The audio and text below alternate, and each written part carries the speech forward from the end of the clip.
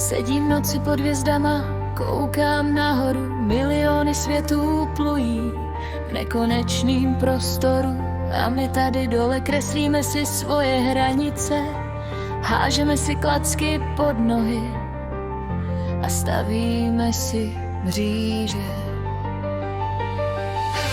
Řešíme, kdo vyhrá, kdo má víc a kdo má míň. Přitom jsme jen zrnko prachu v nekonečných tmách a dní. Jedna modrá tečka letí tichem bez konce a my se hádáme, komu patří kus obzoru a slunce. Galaxie, nekonečná dálka nad námi, jsme jen jiskry mezi miliardami. Galaxie, a přesto vedem svoje války dál jakoby vesmír. Kolem nás vůbec nestál. Galaxie, tak malý a tak pyšní jsme, ztracení v prostoru, co nikdy neobejmem.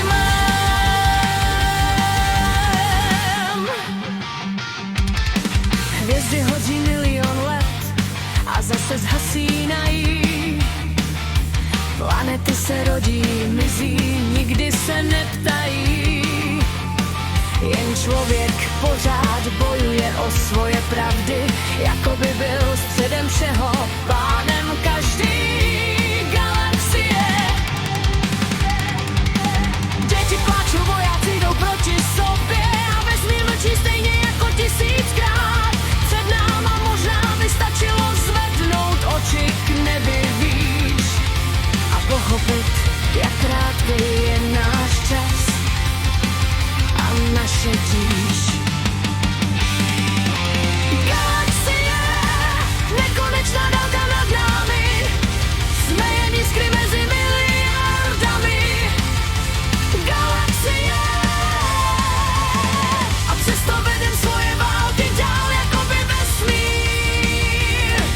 Kolem nás vůbec nestál. Galaxie, tak malý a tak pyšní jsme, ztracení v prostoru, co nikdy neobejmem.